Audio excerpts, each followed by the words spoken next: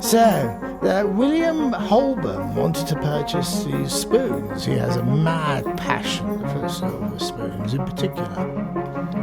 And he heard of these apostle spoons going for sale, and unfortunately Robert Walker also wanted the spoons, and he bought them. So William was so upset and incensed by the whole thing that he called Mr. Walker a thief, and Mr. Walker gave him a stiff blow on the nose, which caused a great quantity of blood.